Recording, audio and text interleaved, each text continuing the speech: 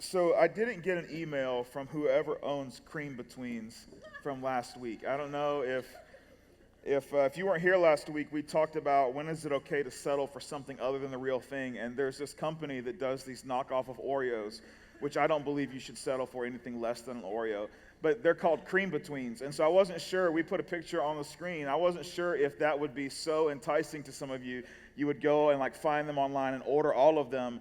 No one emailed me to say, hey, you have the ability to move a market or shift the economy, none of those things. So evidently it wasn't as appealing as I thought, or they thought maybe it could be.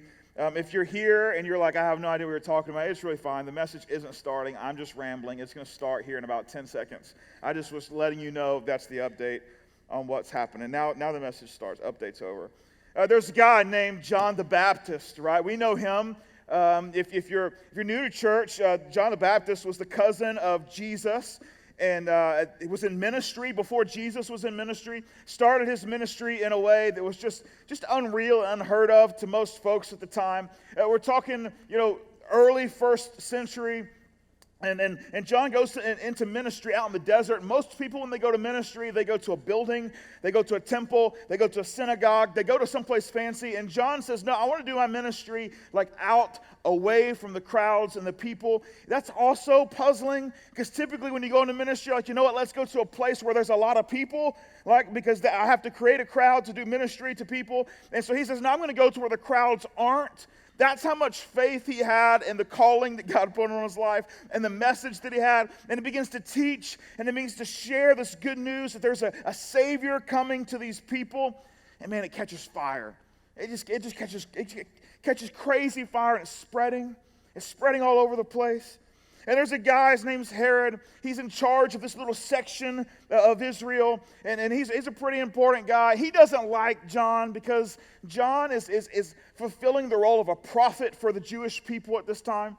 And so as a prophet, he has the ability to kind of call out the leaders that are among the nation, and especially the ones that are Jewish leaders. He has the ability to call out the leaders and say, hey, you're not lining up with the will and then the thought process and the direction of God. And so Herod's one of these guys. He claims to be a Jew. He claims to follow this way. And so he's got a pretty decent issue. He's taken a wife, which that's not the issue. The issue is it was his brother's wife.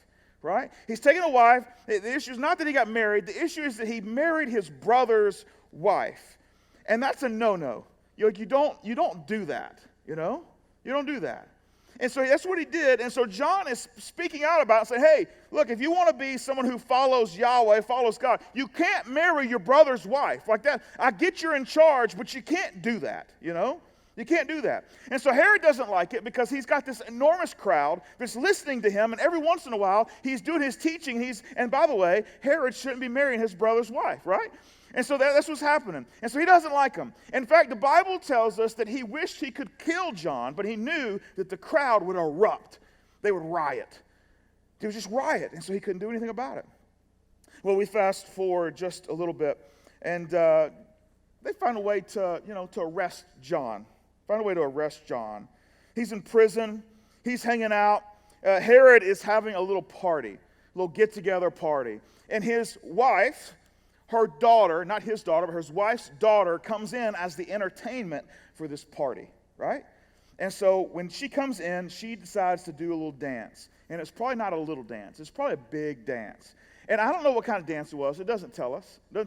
All we know is the outcome of the dance. After Herod watches this dance, he says, hey, you can have anything you want up to half of my kingdom, okay? That should give you a clue how saucy this dance was, okay? This grown man is sitting there. He's like, you can have it all. That's it, all right? So this dance must have been fairly special, right? And so she goes and confers with her mom. She's like, Mom, what should I ask for, Now, I don't know. Nobody knows how old she is. Some people say she's really like a tweener, like 12-ish. Some people say she's 18 to 21. It's hard to say in terms of history where she falls. I'm not sure, right? But so I'm not sure what someone her age in the first century is thinking of. Like, hey, Mom, do we need some extra bread on the shelf? Like, what do we need? You want some gold coins? Like maybe like a treasure of rubies, those kind of things. And so they have this opportunity to really upgrade themselves in their family tree, right? They have that opportunity. And instead though, his wife, she's been telling Herod for a while now, you need to shut that John the Baptist up because he's ruining our reputation, right? You need to shut him up. And he's like, honey, what am I going to do? If I kill him, then the people will riot. They'll just like overthrow us, right? There'll be unrest for us. So I can't do anything about it. And so she thinks he's weak because he won't do anything about it. John just keeps running his mouth. This is not right. This is not right. This is not right. And she's like, you've got to shut him up. Finally, she sees her opening. And so she tells her daughter, ask for the head of John the Baptist on a silver platter. And so she does. She walks back in to the king, or to the ruler, to Herod. Walks back in and says, I know what I want. I don't want half your kingdom. I just simply want the head of John the Baptist on a platter. Immediately, Herod was like, no, this is a really bad idea. But he had said his promise in front of a ton of other folks that were pretty influential in the community. And so he was afraid to say no. So he said yes. They go take John, they put him on little stocks, and off with his head. And in comes the head of John in the middle of this court, presented to this little girl who takes it to her mother.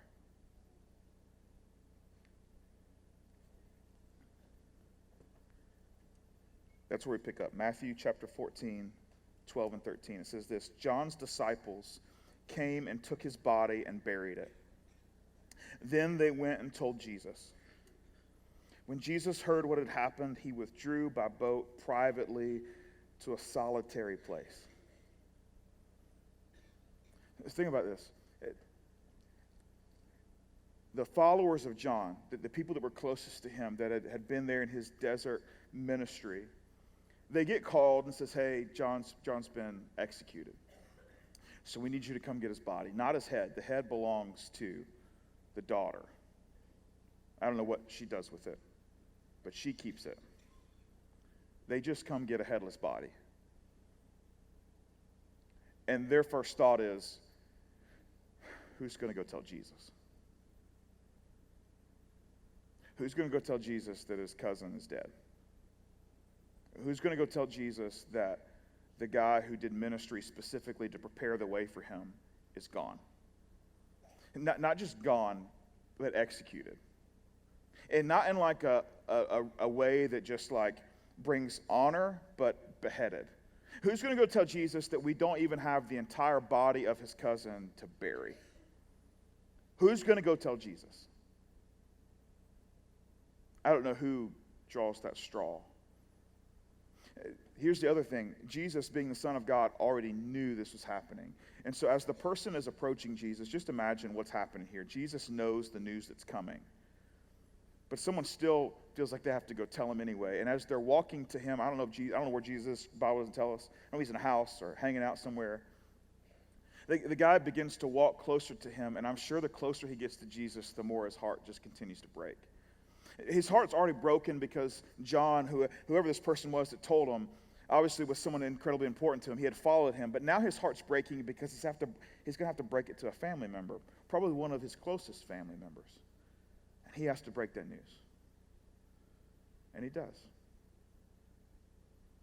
And Jesus hears the news, and he has a very human reaction. He says, I need to take a step back. I need some space. I need some time to process what you just told me. I just need some me time. And so that's what it says. Can you imagine what Jesus is going through? Probably all of us can. All of us have lost someone so close to us. And those first few moments when you realize they're gone, it's just this gut-wrenching, this can't be real moment, right? There's this mourning. He grew up with him.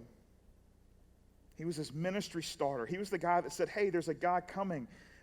John baptized Jesus, right? John's the first person that says, behold, the Lamb of God who takes away the sin of the world. Before Jesus had taken away any sin, John's prophesying in advance, here he is. On top of that, though, Jesus has something that we don't. He has mourning plus one. He has mourning plus one because, let's be honest, if he wanted to do something about John losing his life, he could have. Don't we always play that game when we lose someone? We're like, man, if I had only this, or if I had only done that, or maybe if I had this, or maybe if I had taken this next step. But the truth is that we don't have that ability, right? We can't see the future, right? At the end of the day, a lot of times when people lose their life because of their choice, fill in the blank for whatever that is, there's nothing we could have done. Jesus isn't in that boat because we can find a place to resolve, you know what, there isn't anything we could have done. There's nothing we could have done differently, right? Jesus is not in that boat. Jesus knew it was coming. He watched it happen. And so now he's got the mourning plus one because it's like, you know what? I could have stopped this thing. I could have made it to where this didn't happen. I could have arranged it to where he doesn't lose his head. We could bury the entire body. I could have done that. He has to process all of it, not just the guilt and the heartbreak of losing someone close to him, but the guilt and the heartbreak that comes with he could have done something about it and did nothing. And so Jesus withdraws to a private place, a solitary place.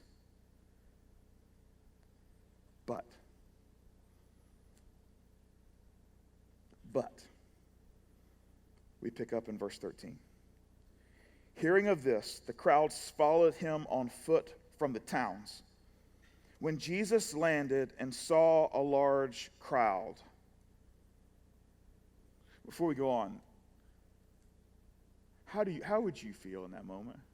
And so he's got these crowds that he's there with, and there's thousands of them, thousands of people. He gets this news. He gets this news about his cousin, right? He gets this news. He's like, you know, I need to take a step back. He's got his mourning plus one that he's got to go deal with. And so he says, I'm going to jump in the boat. And I'm going to jump in the boat. And I'm going to go to a solitary place. And the crowd saw where he was going. And they said, you know what? We've seen him withdraw before. I bet I know where he's going, right? Or maybe they're running along the shoreline with binoculars. I don't know if they had binoculars in the first century. They probably did. It doesn't matter. But whatever they got, they're like looking out, like, where's that boat going? And they're just like running. You know what I'm saying? You know what I'm talking about? You can visualize someone running on a beach. Probably not a beach. Whatever it is they're running on. And they're following where's Jesus going. And when Jesus gets there, there's thousands of people waiting. When the boat's coming in, thousands of people are waiting on him. He can see the crowd. I don't know how far away from the shore he was. As he started to get closer, he's like, are those trees? No, those are freaking people.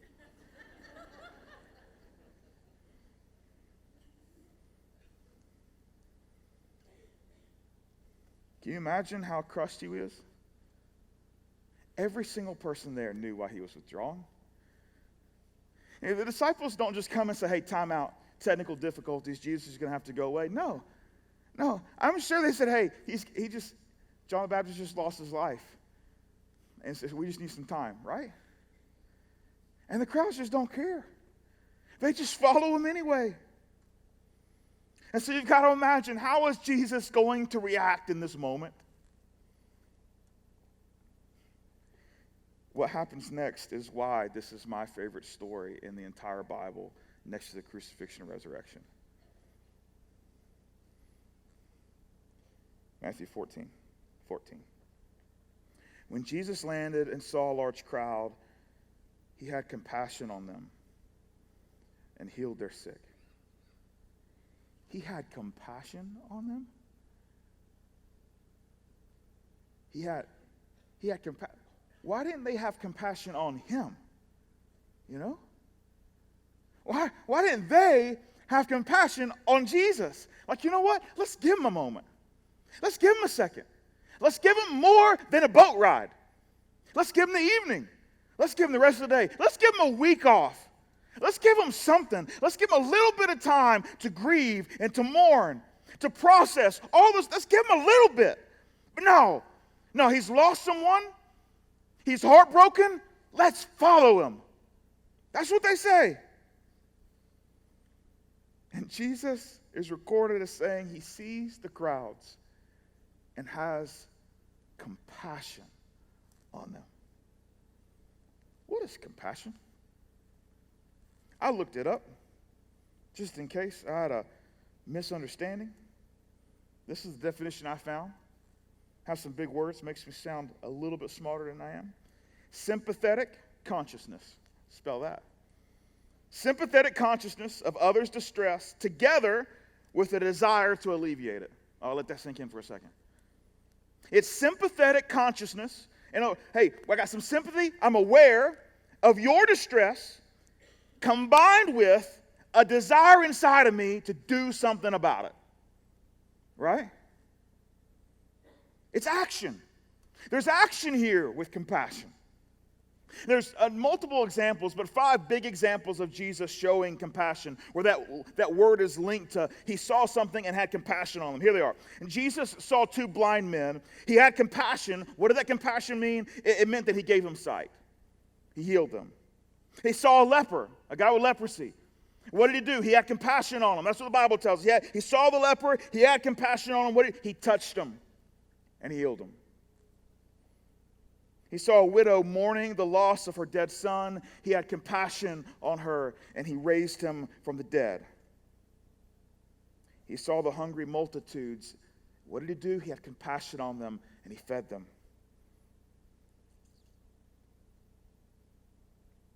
Compassion. Compassion is not feeling sorry for someone. That's not what it is. Feeling sorry doesn't do anything for anybody. Right? Feeling gets us nowhere unless it's attached to action. Feeling gets us nowhere unless it's attached to action. So we can discover needs in our community. We can discover needs in the people that live in our house. We can discover needs of the family members around us. And we can sit there to ourselves and say, you know what, I hate it for them. I hate it. What time's the game come on? We can do that. But that doesn't help us. It doesn't help them. And I'm not sure you can make a really great case as a follower of Jesus that it helps out our relationship with Jesus.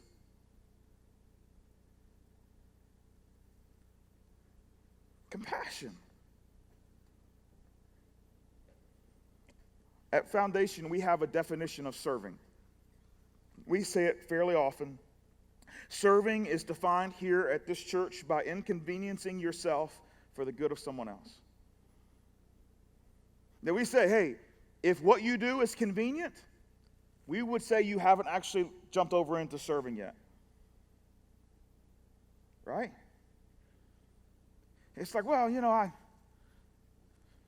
can grab that. I go home every day past there. It'll take me 10 seconds. Like that's a favor, right? That's a favor.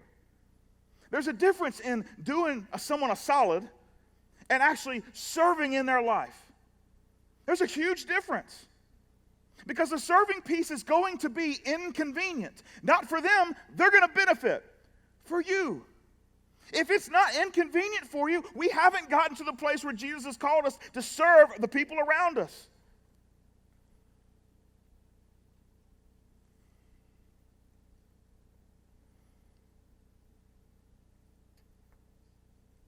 I'm so sorry. That's great. Why don't we stop telling people we're sorry and show them we're sorry? Wouldn't that be a great move in the right direction? Go the extra mile. Do something that wasn't expected. Show up in a place where no one thought you would show up. Be present in a moment where no one thought it would be incredibly just silly for you to be there at that moment. Because who would give that time? Give in a way that just doesn't make sense to anyone around you.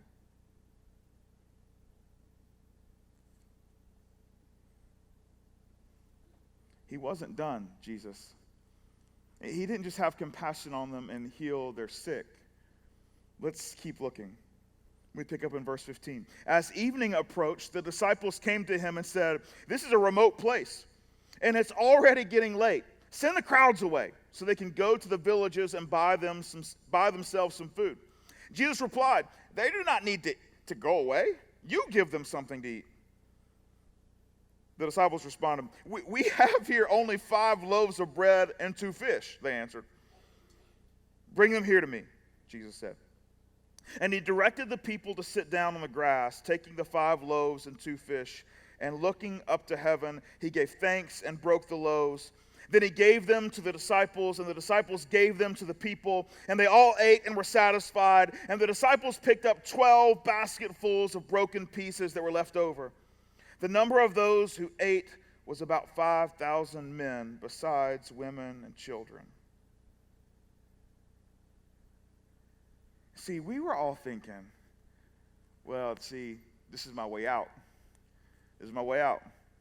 When I see crowds of people, I have compassion on them, but then I say, man, there sure are a bunch of sick people. Wish I was Jesus, but can't heal them, so I guess I'm done. Maybe I'll just say, "Jesus, could you come down and be the compassionate person for me?" And Jesus said, just in case you wanted to cop out with the whole "I can't do miracle" thing, right? He says, "Oh, by the way, give them dinner too." You notice that's what the disciples said? The disciples like, "Hey, bro, we got 5 loaves and 2 fish. We ain't got enough." Which means we ain't got to serve 5,000 people plus women and children, 10, 15. We ain't got to do it because 5 loaves and 2 fish, here's proof. And Jesus says, "Okay, I'm going to show you how to do this." And he just begins breaking bread. And I don't know what that looked like. He just keeps breaking it, and then there's more to break, and he breaks some more. I don't know if Jesus broke like 15,000 people worth of bread. I'm not sure. It just says, it tells us for sure he broke it one time. I don't know if there was a hill, and when he went over the hill, there were baskets of food. They just kept appearing, or if people watched this food just keep coming out of the baskets. I don't know if there was like a basket, like a magician with a bunny in the hat, where you can't see into it. He just keeps pulling stuff out, and that's what was happening. The bread just keep coming. I'm not sure. I don't know how the specifics of it happened. All we know is there were 5 loaves and 2 fish, and then it was enough, multiplied enough to feed 5,000 men, plus all the women and children were there.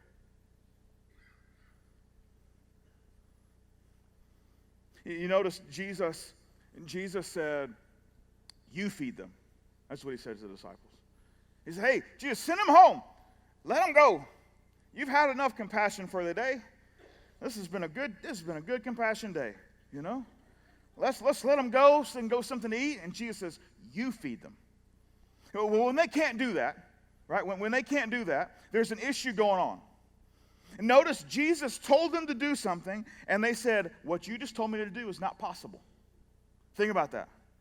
And so we read it in the story, in the narrative form, where it's like, well, Jesus said something, and the people in Jesus' story said, we can't do that. But let's reframe it. The Son of God looked at someone and said, "You do it." And they looked back at him and said, "Can't do it." Think about that. The Son of God looked at someone and said, "You do it." And they looked back at him and said, "Can't do it." And how many of us just became one of the disciples? How many times have I told Jesus, "Can't do it"? Here's the thing we've got to know. When Jesus asks, Jesus gives. When Jesus asks, Jesus gives. So if Jesus asks you to step into someone's life in an incredibly inconvenient way, and you're thinking to myself, there's no way I can fit this into my schedule. It's just too slammed. I can't do it. It's off limits. And Jesus is putting it on your heart to say, hey, move into it. And you're like, well, Jesus, I can't. There's no room. Have you seen my Christmas schedule? And Jesus is saying, hey, if I ask, I'm also going to give. The giving comes on the backside of your faithfulness.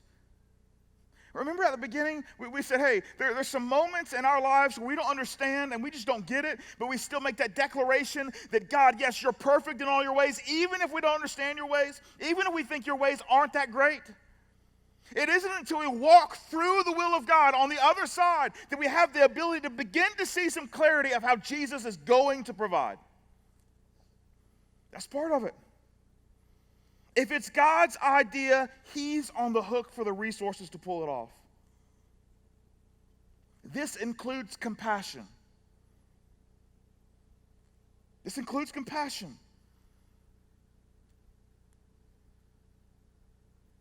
We sing it every once in a while. Would you break our hearts for what breaks yours? That's a dangerous thing to ask, though, isn't it? That's a dangerous thing to ask.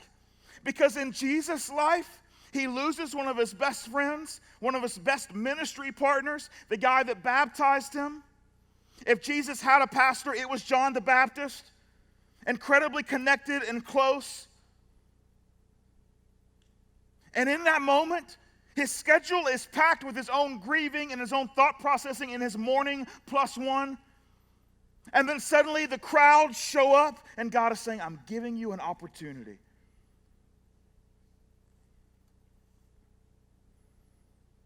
Do we want our hearts to break? Like Jesus' heart breaks when He sees people in need? It does put us in a rather vulnerable place. An incredibly inconvenient place. This series is called Secrets of the Kingdom. And every week we've tried to uncover a secret about the kingdom of God, the kingdom of heaven. I want to share with you a quote from a guy that traveled all over the world in late 1800s, early 1900s, sharing the gospel of Jesus. This is a pretty incredible quote, and I think it frames what we've got pretty well. He says this: "Herein lay one great secret of His power. It is the misery that we can make our own, that we can comfort. It is the want that we make our own, that we can fully satisfy. It is the sin we make our own, that we can save another from." In other words, if you really want to jump in, if you really want to understand compassion, then you have to be able to walk in their shoes. You have to put yourself in their shoes and figure out, man, what must it feel like to be in this moment? How would it be for us to take on the misery of someone else? For us to put ourselves in their shoes and just say, God, would you just give me a glimpse of the misery they're in, and that will help me understand how I can help them. Father, would you allow me just to feel the want that they have in their life so that I might understand how to satisfy that for them? Compassion. This incredible move of God that's inside of us, that's doable, that we're called to. You might say, well, how is this possible? It's part of the secrets of the kingdom. Secret from week 1. You get to choose what kind of dirt you'll be. We talked about a farmer who spread seed out everywhere.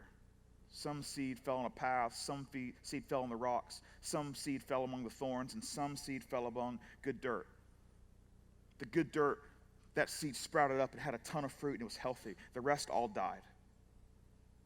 And the secret of the kingdom is we get to choose what kind of dirt we are. Secret number 2. Jesus gives us an incredible picture into what judgment looks like.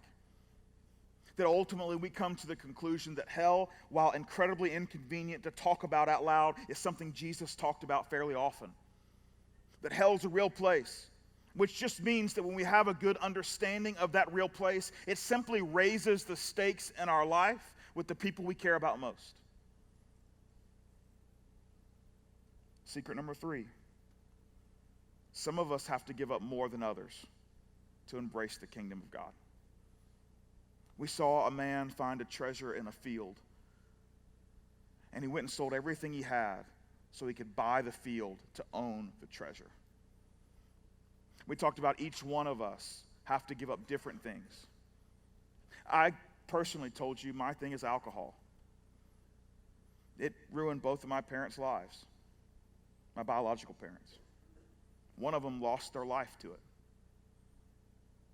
The other has struggled her entire life. And so I have to abstain from it completely. There are many of you in here that will never be asked to give that up. Never an issue. You don't think twice about it. It's no issue. But for me, it would be. Is that fair? No. It's just the way life is. And so each one of us have our own thing that God says, hey, is it fair? No. But sin isn't fair. It infects each of us differently and causes us to come to a place where we have to say, hey, am I honestly willing to give everything that creates me as a person up so that I can own the treasure of the kingdom of God?